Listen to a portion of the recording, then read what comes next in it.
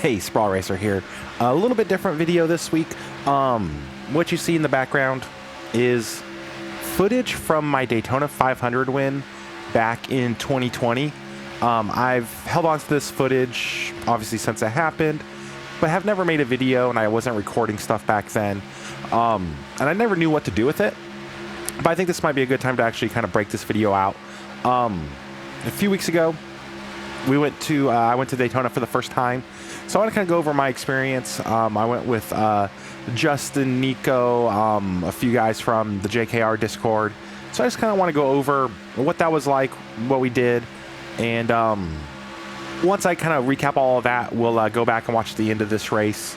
I do want to get this replay recorded and saved at some point, because eventually we all know iRacing will do an update and this will break. So this is kind of two birds and one stone. I just want to go over my vacation, my trip, what went down, and share that and those memories, as well as show this race off. So yeah, no, I'm trying to break it down here. My wife and I, my son, we went down to Florida. They went to Disney World. Obviously, I went to the 500 with my buddies. So we left Monday night around 10 p.m. Just for reference, I'm outside of Charlotte, North Carolina.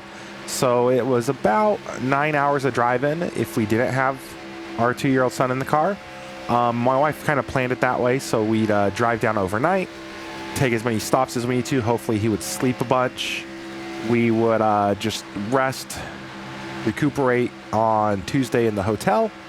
Wednesday we went to had something planned to go to the Kennedy Space Center. And then Thursday, I would switch, get picked up by Nico or Justin, hang out with them for the weekend. After the 500, end up back with my wife, come home on Tuesday. The drive there was cool. I'm going to be real, my wife and I split the driving load. She probably did a little more than I. But yeah, we drove in, we took turns driving, napping, driving overnight. Ended up in a Buc-ee's parking lot about 6 a.m. and St. Augustine, and just crashed there for a few hours. Our son was still asleep in the car. He didn't quite sleep as well as we were hoping, but he did good. First ever time to Buc-ee's. That was an experience. Like 800 gas pumps. Surprising though, no Pepsi products. I wanted to get a Gatorade. Couldn't find that. Couldn't find a Mountain Dew, which is super healthy breakfast. But the breakfast burrito was amazing. Little green cups of salsa. Top notch. But yeah, I had a good breakfast there. Got back on the road about probably 9 a.m.-ish. And then I did the rest of the driving to our hotel, which was about 15 minutes from Disney World. The drive was super smooth. Everyone was super cool on the road. One scary incident. We were in the number 2 lane, and the cars in front of us just started to stop. I obviously slowed down, hopped into the number 1 lane, and there was a tire and wheel just rolling down the road. I didn't see if it fell off of a car. It had to come from somewhere, and the momentum of it was on our side of the highway going southbound. So pretty weird. You've seen those videos online where people hit a tire that's fallen off a car and just explodes the car or flips it. Never got close to it, but was kind of a sketchy moment. That was kind of like the only moment driving. But yeah, no, we got into Orlando, decent hour, went to Del Taco for lunch. I'm from Southern California, love Del Taco. There isn't one anywhere near me, so whenever I can and go out of town, I try to find one. But you know, we got there Tuesday, maybe 1 or 2 in the afternoon. By the time we got to the hotel, settled, got our son out, figured out what apps people left logged into the TV, and got a new YouTube subscriber. Thank you, whoever left your account logged in. But yeah, no, day 1 was pretty straightforward, pretty simple. Got into town. We were obviously tired, lots of rest. And then the actual vacation started on Wednesday when we went on to the Kennedy Space Center. That was super, super cool. My wife gave me a handful of options, and obviously I'm going to pick the Space Center. My son seemed to enjoy it. We didn't really get to do everything. I will say my wife saw 12 or 13, she's probably getting mad at me, alligators on the way to the Kennedy Space Center. As you're kind of coming into it, there's a like animal preserve. Along the roadways, there's probably about a 20-30 foot wide trench full of water, and there's just gators lining that thing. So she was enjoying that. She said she wanted to feed me to the gators. I made it out alive. But yeah, no, so that was cool. She saw a bunch of alligators. We hung around, checked out the rockets. The gift shop was super cool. A lot of really good NASA merch. What else? We did get on the bus tour, but my son fell asleep on the bus, so we actually didn't get off the bus at all. It was still a good break to get off of our feet, though. And yeah, no, super cool experience. Definitely would recommend that to anybody. And I will say the worst part of it, though, is there's a bunch of birds because it's like a nature preserve, and they will attack you for your French fries. If you go to one of the little food kiosk stands, I had one bird kind of swoop down and get at me. But outside of that, no, super cool. We found the best street tacos in Orlando on the way back. I hit up a food truck. Those were super great. As far as Thursday, my wife and son went to Disney World. I stayed back at the hotel, got all my stuff cleaned, packed up. Nico and Courtney got to me and picked me up kind of a little past lunchtime. Hung out with them for a bit. Justin got into town. We picked him up a little later in the evening. Got back to our hotel after doing a little bit of shopping. Our hotel is right by a Best Buy and a Walmart, Ford's Garage, which is a restaurant I've never heard of. So we kind of just hung out around there. Friday, I'm trying to think. We went into town, into Orlando because we were going to do some go-karting. Went to K1 Speed in Orlando. Hit a Bass Pro Shop. Found an Anime World shop, which was a major money laundering business. There's no way that place stays in business. Yeah, ended up going to K1 Speed. That was a ton of fun. First race, I think it was Justin, myself, and Nico on the speed charts. But my cart had like 0 brakes. It would just kind of dim the motor when you hit the brakes. I thought that's what they were supposed to do at that point. So we did our first race. It was all right. Second race, if you touched the brake pedal of my cart, it instantly locked the rear tires up and snapped it around. The track layout was pretty straightforward. There's really kind of only one braking zone. It was like a heavy braking zone, and it got super sketchy.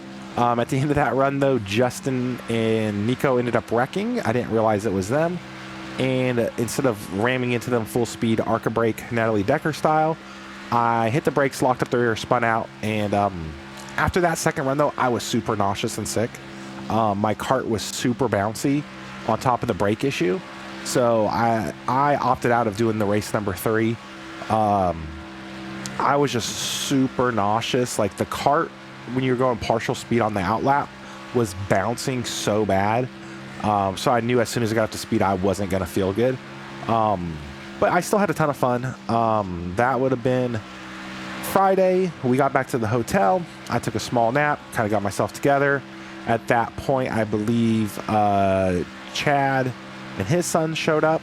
And I'm going to put all these people's channels below, Nico, Justin, and Chad. They showed up, and then one of Justin's buddies was going to meet us at the track, Banksy. So that was kind of the group at that point. We went for the truck race, and I will say, first time being at Daytona, I was surprised how the track was basically in the middle of a city. On one side of the street, I would say, I think it was like the north side of the street. I'm trying to orient myself. Yeah, it should have been the north side of the main road. Was like a Best Buy, an IKEA. You had Taco Bell, Panda Express. I mean, it was like just a normal main road in America on one side of the road, and then the other side was Daytona. I will say I kind of geeked out when we got there, and actually this is a great time in this video. Those hotels you see in the background, so like the one to the left and right, is in pretty much every racing game I've ever played, from NASCAR 2000 on the PlayStation. And seeing that hotel in the background, because we parked in a parking lot basically right on the other side of the wall there, I nerded out more seeing that hotel than anything. For whatever reason, I was just like, that looks exactly how it's looked in every video game in my entire life. It's in the right spot. It was a Hilton Garden Inn. But yeah, that was just, I was nerding out about that. But got there, got our tickets. I believe the lady's name was Mary. So as you're walking from lot 7, which is going to be outside of 3 and 4, there's like a small, I know, 4x4 aluminum thing to get your general admission tickets. You could get them there, or you could get them further in. Get them at that shed. That lady was so cool, so nice. She was awesome. So we got our tickets from her, went in, looked at some stuff, but then we just hung out and enjoyed the truck race. As far as the truck race, I don't remember a whole lot of it other than Carson Hocevar was doing Carson Hocevar things. We did sit, I'm going to say, actually, we're coming up on it here. We did sit bottom section going into one, kind of towards the end of the pit road. So we were about midway up through the bottom part of the grandstands there. It was good seats. You could see the TV's good. Problem is like when Cletus wrecked and a lot of the drama was kind of coming off of 4. But it was still a great spot. You got a great view. And it was pretty impressive. I've been to Fontana before, and I would say you can see a lot more of the track at Daytona. I mean, technically there's no Fontana left. But whenever I went to Fontana, it was just so big and flat that you could only see so much. But I would say Daytona, I don't think there's a bad seat in the house. But yeah, no, that was the truck race. The truck race was good. It ended kind of late. By the time we got out of there, I will say getting out of the track was the best I've ever experienced. Fontana was horrible. Martinsville was okay. Bristol was okay. Those are pretty much all the cup races I've been to. And I would say Daytona, getting out of there, truck, Xfinity, amazing. Just boom, boom, out. And so that was super cool. But we got back to our hotel about 30, 40 minutes late. It was pretty late. It was like 11:15, 11:30. We were like, where are we going to eat? There's 15 minutes away, north and south of us, there were Waffle Houses. Right? We'll hit up Waffle House. We went to the wrong one. The one we went to, locked down. There was an armed guard, like full assault rifle, body vest, like dude was ready for war. And it was takeout only from like 11 to like 3 a.m. or something. I think we went to like the most ghetto of ghetto Waffle Houses because we couldn't just go sit down and eat. They were prepped for it. So yeah, no, that was odd. We got out of there pretty quick. Went to Buffalo Wild Wings. It was like 12:05 at that point. They closed at 1 a.m. As soon as we walked through the door, the lady's like, "Get out of here, go." So it's like, okay, cool. We went to somewhere like Miller's Ale House. Food was good. There was an awkward moment, so we went to the Ford's Garage restaurant by our hotel. It wasn't the best experience. I would say I think our waiter thought he was going to be a mechanic when he applied for that job and didn't realize he was going to be a waiter. Was not the best. Well, for whatever reason, that Miller's Ale House is open later. So everybody from surrounding restaurants went there. And they were all at the bar, and we could hear them gossiping and talking, and that guy showed up, and it was just kind of awkward and funny. But it looks like all the good employees went to other restaurants because that Ford's Garage is closing, or that's the local gossip. So, so yeah, that was just kind of an odd, small world moment. But yeah, no, that was fine. We got home. It was super late by the time we were all done. Going into Saturday, which is the Xfinity or O'Reilly or Busch or Nationwide, whatever you want to call it. ARCA race that day.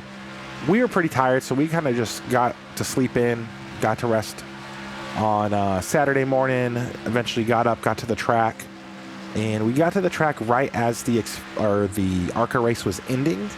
So we got to see that. We did get seats a little higher up in coming off of 4, because that's where a lot of the drama was the night before. Hung out for a bit. Xfinity race was pretty good. I will say the weather was beautiful. It was like t-shirt weather in the day, but like sweater weather once the sun went down. I was a little cold, but I had pants and a shirt on. Justin was with us. He wore shorts and a t-shirt, no sweater. And so he was a lot colder than I was. So midway through the second stage, Nico and I went down just to cruise, and I was like, I'm going to get Justin an Alex Bowman hoodie. If you don't know, Justin absolutely hates Alex Bowman. Great timing. There's 2 Ally cars in front of us. But those are Jimmy Johnson cars back in 2020. But Yeah, no. So I found a discount Bowman sweater from last year. Got it my size because I knew Justin wouldn't wear it. Got back to him. I was like, hey, dude, I know you're cold. Here's a sweater for you. He wouldn't wear it. He refused. So that was just kind of pretty funny. As far as the rest of the Xfinity race, though, it was a pretty good race. We had, like I said, I don't think there's a bad seat in the house. And I will say, watching Austin Hill win sucks. We are no one in JKR is an Austin Hill fan. I don't mind Alex Bowman, so I will cheer for him when Justin's being butthurt about Bowman. But yeah, no, it was none of us wanted to see Austin Hill win. And but it was a good race. It was fun. The length of the race was good. Like I said, we did get out of our seats and kind of roamed for a bit. But Xfinity was good. Worst part of the trip, obviously, was Austin Hill winning. And then Chad was with us. His son, I think, is like 13, 14. We were talking about restaurants to go to. Courtney, Nico's girlfriend's like, hey, let's go to Hooters. And then somebody mentioned Twin Peaks, which I'm very ignorant. I heard Twin Peaks and I thought of the TV show from the 90s. I did not realize it was a titty restaurant as well. So that was Valentine's Day too, actually. So Valentine's Day, we go, race is over at a reasonable time. We get back, we go to a Twin Peaks closer to Orlando because we think it's going to be better. We get there, they're busy, not packed. We get a seat kind of in a back patio area, but the weather's nice. It's kind of enclosed. And then we proceed to get like the worst service I've ever had in a restaurant. The lady was super nice, but like they took forever getting drinks. They took forever getting your order. I ordered something with a side of mac and cheese. Then like 10 minutes later, like, well, we don't have mac and cheese. Like, cool, give me this. 10 more minutes later, well, we don't have that either. Just a horrible, horrible experience. But we were all having a good time together, just hanging out. So I was still fun, but just like a comically bad restaurant experience. Really bad. Like the worst experience I've ever had in a restaurant. And it died down too. They weren't super busy. Like we got there maybe 9:30, closer to 10, but they were open till 1 a.m. And we probably didn't leave till a little after midnight because it took them so long to get us our drinks, our food. And it was just bad. However, like I said, we were still having fun. But that made us extremely tired the morning of the 500. So like I said, our hotel was like 40 minutes away. We decided to get up early, get on the road early because we wanted to get there as soon as possible. We were parking in lot 7, which is further away than we had parked, and they had shuttle buses. And we got there right as that lot was opening. We got on a bus fairly quick. Super awkward though. We were in line 5 for that bus. They only had 2 lines running because it was like still so early. There wasn't a lot of people there. Our bus driver gets off, goes to go to the porta potty. He disappears. There was no toilet paper in the porta potty, and he was using the restroom. I forgot about this racket. Oh no, there's a 1X. Just trying to think here. So yeah, super awkward for that bus driver. They ended up moving us from like line 5 to line 4. Brought in a new bus, probably just to save him the embarrassment. Because he got off, ran to the bathroom, was there for a few moments, no toilet paper, just felt bad for the guy, but kind of a funny moment right when we got there. But we got there, got into the facility, sat outside the NASCAR booth. Michael McDowell was kind of giving a sermon or something that Sunday morning. We decided to go around, hit up the trailers, get any last minute merch. Hannah likes Carson Hocevar. I don't get it, but I decided to get her a Carson Hocevar shirt while we're roaming around. I take a minute, can't find the Spire trailer. Eventually I find it. I'm standing in line, somebody in front of me, and they're just talking to the guy. And I'm like, oh, come on, hurry up. They walk away. Another person cuts me off. I'm like, what is going on? Anyway, I was about to say something about getting a little frustrated. Like, hey, I just want shirt A3 medium. Let's get me out of here so I can find my group. And I look up, about to say something. It's Michael McDowell signing stuff. And they had the line for his signature around the side of the booth, so I wasn't really paying attention. on why people were cutting me off. So a little awkward moment there. But I just hopped into the other line, got my shirt, and I dipped. But I was like this close to being like, hey, give me that Carson Hocevar shirt, Michael. But yeah, no, went over to buy the Hendrick trailers. Larson was going to do a signing around like 9 a.m. and it was about like 8:40 and it was getting too busy.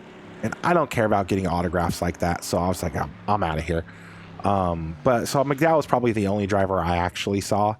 Oh, and Suarez, I think, was in the Spire booth a little later on when we walked by. But yeah, no, so that morning was pretty straightforward. I am super glad they made the start of the race sooner. But yeah, for the 500, we were sitting... I don't know if my mouse will even show up here, as mouse isn't working. We were sitting up, so that's sections 1, 3, and 4. I don't know why they don't do 1, 2, 3.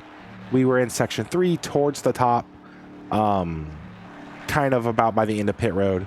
And I'm going to be real, I'm scared of heights. Getting there so early with like no people or anything was super, super sketchy. But yeah, no, so we get there, we get our seats early. I'm like, I'm not digging the heights. We go down to a lower level. We find a table and we just sit and hang out there, which was awesome because there was no sun beating on us. It was great. We just hung out. Ethan, Nico, Courtney, Ethan's wife, Margaret, Justin, myself, Alex stopped by for a bit. Banksy, he dropped in and out. There was a group of about 10 of us, 10 or 11 of us. But yeah, we were just hanging out. Great shaded spot. The weather was great. And then obviously for the 500, we get up there. And you see the Thunderbirds take off at the airport, and they're super loud taking off, but everyone was watching that. And there must have been a brush fire not too far away. And Courtney and Margaret, their first thought was a plane crashed because it did get super smoky over the whole facility. My fat ass thought somebody was making some barbecue. So just kind of a funny moment. They're like, why is that smoke there? And they're like, plane crash. And I'm like, barbecue. And it was just a brush fire. But yeah, the air show was super great. I'm not going to go to a racetrack to watch an air show, and flyovers are like, I don't want to say, I love watching airplanes. I'll watch an airplane, but usually if it flies right over and it's gone, whatever. The flyover at Bristol was kind of pointless because you're so surrounded in, but this was a bitchin' air show. For me to say it was bitchin', I feel like says something because I'm typically not into that kind of thing.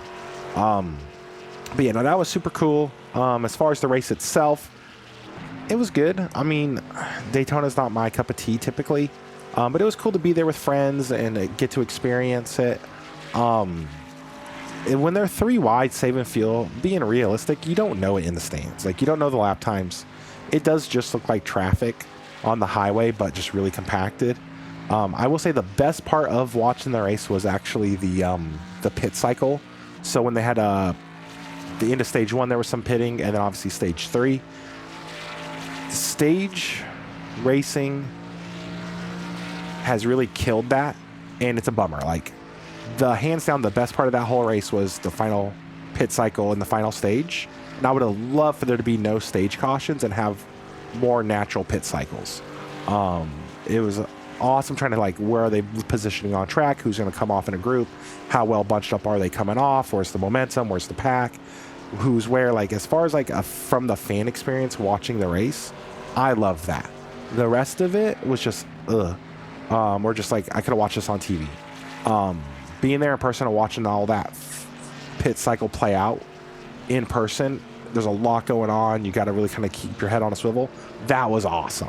So I really enjoyed that. As far as the end of the race, though, I enjoyed it. Now, where we were positioned, you couldn't really see super great. Like, when they were coming to the start-finish line, they're coming at you. But as soon as Carson Hocevar took the lead, we knew the field was cooked. All of us. Like, we watched him wreck like 18 times in the truck race. As soon as he took the lead, we knew they were cooked, and he started spinning out right in front of us, kind of where we were. As far as the wreck into 1, it doesn't bother me. Not throwing the caution, like, NASCAR was super consistent over the weekend on not throwing cautions for every little thing. They were very consistent, and I appreciate that. As far as the wreck into 1, if you listen to like a podcast like DBC, Freddie Kraft is throwing a fit, like, you're forcing the other cars to drive into the wreck full throttle. No, they can lift. They fucking have pedals. Kyle Busch did not have to go full throttle into the smoke there on the last lap. He chose to go as fast as he went. And the drivers need to be held responsible, because getting to watch it stay green to the line was amazing. Now, if there's a big Ryan Preece is going into space wreck, yes, obviously there needs to be a caution red flag. But for a wreck like what happened into turn one, the drivers need to hold some level of responsibility plowing into that, because it was awesome getting to watch the rest of that race. And it was hard because you were trying to like see the scoring pylon, trying to watch the cars, keeping an eye on the wreck. Like, there is a lot going on. And so I was a little disoriented as they were coming to the line of who was who. But that was because I was trying to focus on the wreck and the action. If I just watched the action, it would have been a lot easier to tell what was going on.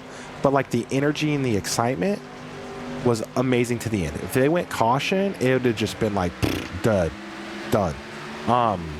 So big props to NASCAR on that. That really was like the cherry on top for the weekend. And I don't mind Tyler Reddick. That was cool. It's better than if Chase Elliott would have won. No disrespect to CR2. I know he's an Elliott fan, but a lot of the Chase Elliott fans there on site were, how do I say it, not the brightest bulbs. At one point, he took the lead through pit cycles, and they, like, a bunch of them got up and all excited. It's like, do you not realize cars are pulling off the track? So I'm just being kind of rude. But yeah, no. So, like, I'm glad Chase Elliott didn't win. I'm cool with Tyler Reddick. The way that last lap played out was cool. If it would have been a caution, it would have felt like a dud. But I'm also not a fan of overtime finishes either. So, if that race would have ended under caution because of the wreck and ended on 500 miles, I would have been okay with that. But if you're going to do an overtime, we got to end it under green. Which sounds like I'm wanting my cake and eating it too. But yeah, no, that's how that whole weekend went. It was a lot of fun. As far as Monday, because there was no rain out or anything, we did go back. We went to actually Andretti. They had a super long wait. We decided, let's go to K1. They shouldn't be as busy. They were about as busy. I just did one race. I paid for 3 the day before. I had 1 left over. I just did my 1 race. My wife picked me up, and then at that point I was done with the JKR trip, and I was just back on regular vacation with the wife and kid. We hung out, went to the hotel, left Tuesday morning, stopped at an aquarium. So we kind of timed it so my son would take a nap when we drove home. And the drive home was long, but not too bad. Got home about 11 o'clock at night and was exhausted. And that was kind of it for vacation. But yeah, thank you for watching this. That was kind of the whole vacation there. I don't know how I'm going to I might try to timestamp this a little bit. But yeah, let's get into the actual race we're watching itself. So this is 2020 fixed NIS Daytona 500. My dad wanted to race me racing it the night before. So this would have been Friday night. I think he did the Thursday race. And my dad's like, do it. And I'm like, dude, I'm not dealing with Daytona. Like, not my cup of tea. I don't want to do it. At that point, my dad did the race. He finished second by like 8 thousandths of a second. And he just wanted to talk smack about how I was a bitch. I didn't want to do the race. He finished second, and I can't beat him. So after listening to him dog me for a few days, I was like, you know what? Or not even a few days. For less than 24 hours, I was like, fuck it. Let's do it. It was 9 o'clock at night on Valentine's Day. I told my wife, like, hey, I got to do this with my dad. And we did this. The entire race, I hid in the back of the pack except for this run here, actually. This has timed out amazing. Every pit stop or every caution, I would pit twice. Just stayed in the back of the pack. I was car 36 of 36. And I just wanted to make all 500 miles. This was before iRacing had green, white, checkered finishes. Like I said, it was 2020, pre-COVID. But this was the only time I actually raced up front during the race. And let's pop this up here. We are lap 165 of 200. I kind of hid it so I could get some track position. And at this point, I wanted to see what I could do to make my way to the front. Side drafting and all of that. And I think the lap prior, or is it this lap? I get really close to leading at the line. But I do not lead a lap. So like, this is what's going on right here. It's late in the run. I think we have one more pit stop. And yeah, no, this is just, I literally hid the entire race until this point. And again, during this race, my dad is actually spotting for me, and he's just insulting me and making fun of me every pit cycle. Like, dude, just get up there and race, go up to the front and race, quit hiding in the back. Because I literally, every caution, I would get 2 sets of tires. I'd come in with the regular pit stop, next lap, top off, throw new tires on it. There's unlimited sets at the time. Why not? Because my only goal was survival. I think there was one big wreck in 1 and 2, which I got a 4X. Only because, like, when I came to a stop, I 0X'd the car, and then he got 4X by somebody else. And then I think I got a 4X earlier while I was talking. When I spun the car, I was pushing when he over-checked up, or something happened there with the wreck, and then I went 1X with the grass. So at this point, I think I have 9X, but no real damage to the car. In fact, I don't even know if I could change cameras here. Car is fine, dirty, but fine.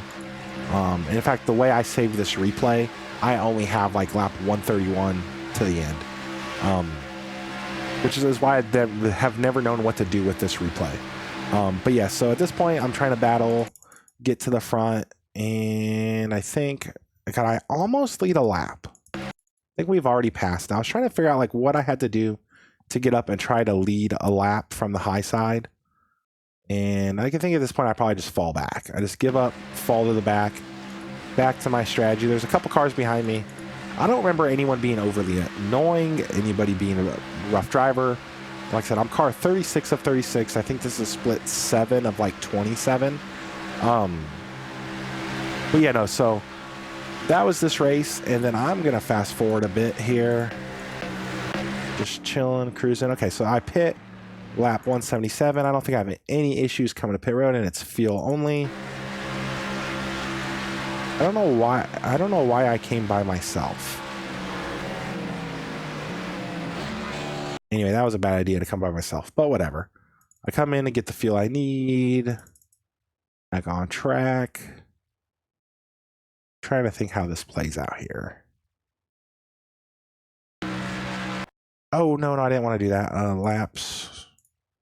Race was I lap like 180. I'm such a dummy. Hit the wrong button. Jump to lap 180. At this point, I am just cruising by myself. I have no clue who the leader is or where he's at on track. I don't think I really connect to anybody until a late caution. All right, so here we go. Late caution. I don't know what's happened, but I do know I should have enough fuel to make it to the end. There's the pace car. We're going to recollect, regroup. And what is this lap?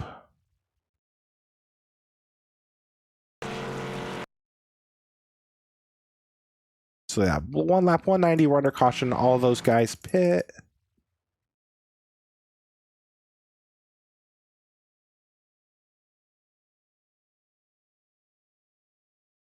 And it looks like I am starting P5 on the restart. Lap 192. Pace car's coming in, right? Oh, wait, no. Somebody got a wave around, but that was weird about it. Yeah, let's see here. Opposition. So I'm P3. See, I don't know what that ally car is doing. And dang Bowman paint jobs. He's 9th, but for some reason he didn't go. I don't know. That was a weird deal. I actually kind of remember being a little annoyed by whatever was going on there. But yeah, no, here's the final restart, lap 192. Actually, I think there was one more restart after this.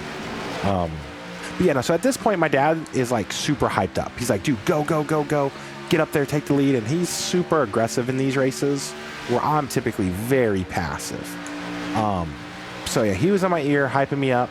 And I think this, like, I'm pushing him pretty strong. Because at this, like, in my mind, I have a shot to win the Daytona 500. I put myself in a good spot. This is where I could throw caution to the wind. I don't need to be doing this on lap 120, lap 60, lap 150. 7 to go. Now we're talking. Especially because back then, the yellow flag ended the race. Just 5 laps under caution if there's a lap car. So you needed to be leading, or trying to have the lead at that point if there was going to be a caution. But yeah, let's fast forward here. Maybe there isn't another caution. 35 to go. Yeah, there must be no caution. No, there it is. There is a caution here. And some of this replay is already broken because iRacing's updated Daytona. There's not really a car in the ground. So yeah, I'm glad I'm doing this now before this file gets destroyed. But yeah, here we go. We're gonna pace up. This is gonna leave like a 2-lap shootout at the end. My heart was beating out of my chest at this point. I don't think I've ever made it past lap 150 in a 500 prior to this. And now I have a shot to actually win it. And it's lap 198. We're doing a natural green-white checkered here. So I'm just going to play this out. Let's actually switch to my cockpit camera. No, that's a horrible camera. Let's just go back to chase. But yeah, let's just let this play out. See what I remember here. And so yeah, tuck in the line here, get a draft. That 13 car was good all race. Again, there's some glitchiness because of the update. There was no pace cars appearing in track or anything crazy like that. At this point, I knew if I could just stick with this 13, I was going to be in a good spot. If I could get to his inside, that was really kind of my goal, but he was doing a great job of defending the bottom. And just looking back here, we don't really get away too far, but I am trying my best. And what is this? This is lap 199, so we're coming to the white flag here. And I know taking the white flag at that point, I did not care anymore about anything other than winning this race. Not that I was going to wreck the guy to do it, but if you wreck on the last lap of the 500, that's better than wrecking on any other lap, I guess. And I got to run here. I got to run. I hung back just a little bit to get a run off the corner. I go up. He goes up. And in fact, let me go back. I was really proud of that in the moment. So coming off the corner here, I know I got a good run. I'm kind of trying to get to the car behind me to give me a push. I fade up like we're going to go past him on the high side. He jukes and I time it and I get to his inside. He does close the door, and that wiggle there, it looks so small, but it felt so huge in the moment. I thought I was just going to shoot to the inside wall. As soon as I saw him come down that little bit, I was like, oh God, I'm dead. Luckily, no weird netcode stuff happens. We just keep racing.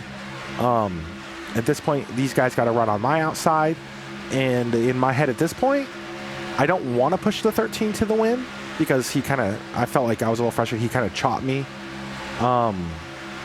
So when I'm pushing him here in the middle of 3 and 4, I don't care if he spins. I want to push. I don't want him to win, but I also want the best finish for me. In fact, I'm going too fast on this. I'm going too fast here. So yeah, so he kind of chops me here. And I'm upset, but I'm also happy I didn't wreck the car. There's a lot of emotion last lap.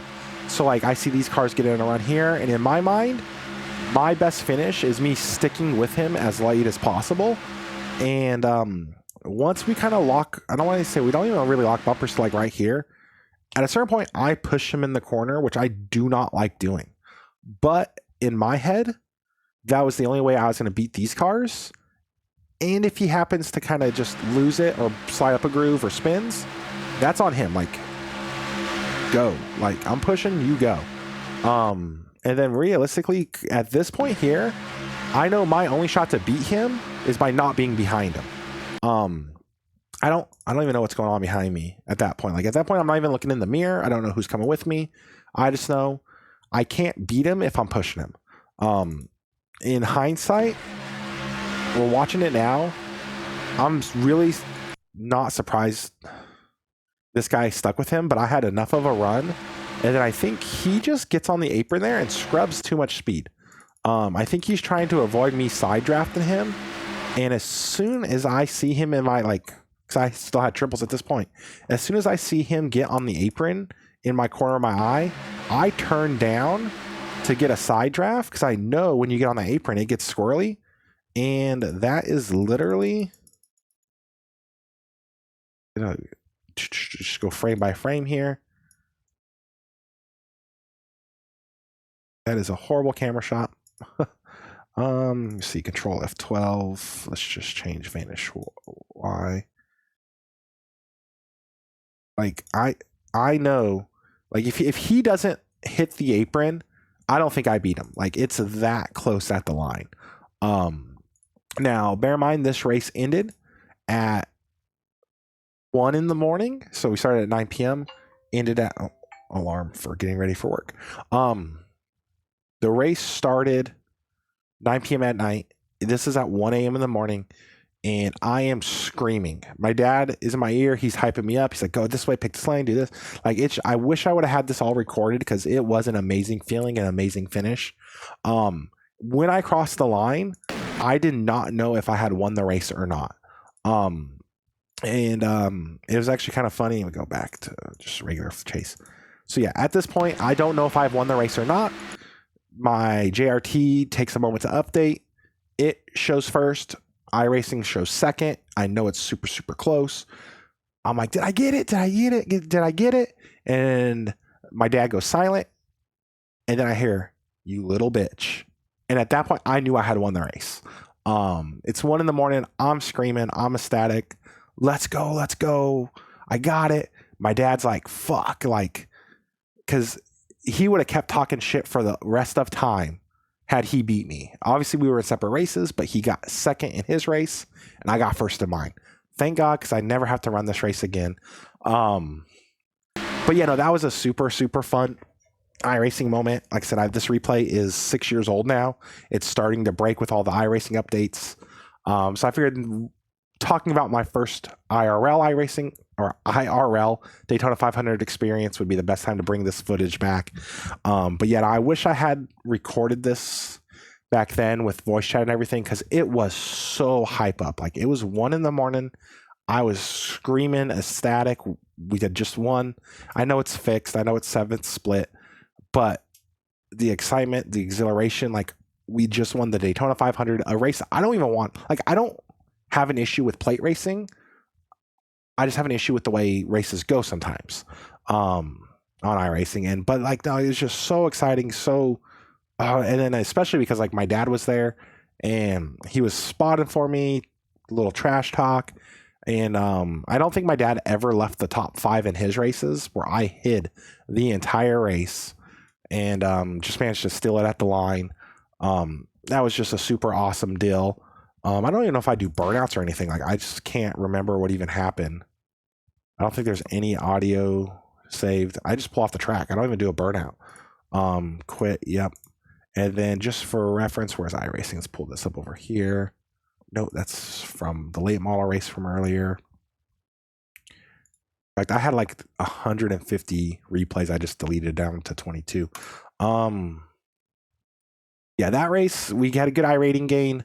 150 championship points, but the thing that was impressive, like I led 1 lap.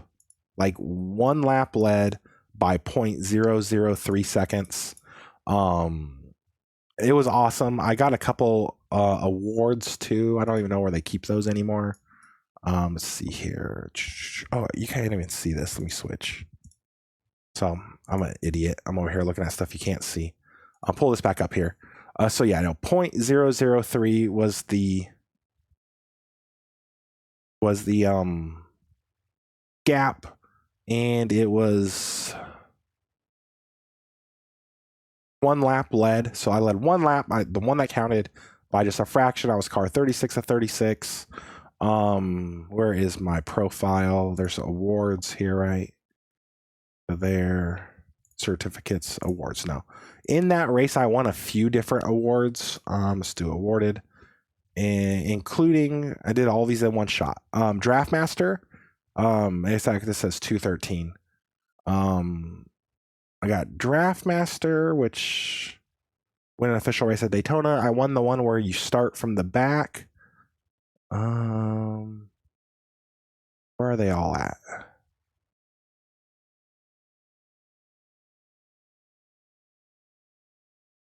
there was a few. Oh, photo finish. I got that one in that same race. And there's one for overachiever. Won an official race where you have the lowest I rating. So 3 hard to complete awards. Like, it was just an awesome experience. So, but that was my experience in the real Daytona 500 this year, and my experience on the iRacing Daytona 500 6 years ago, which makes me feel old. But yeah, hopefully you enjoyed this recording, this video, something new and different. I just did a pro late model race. I kind of suck in it. I was doing some setup stuff and it did not work as intended. I'm going to do a dev blog video whenever they release the dev blog, and then kind of sit down and make a better, more structured plan going into next season, because I am going to start school up again soon. It's going to be even more difficult than normal to do videos. But thank you for watching. Like, comment, subscribe, all that fun jazz. I appreciate it, and have a great day.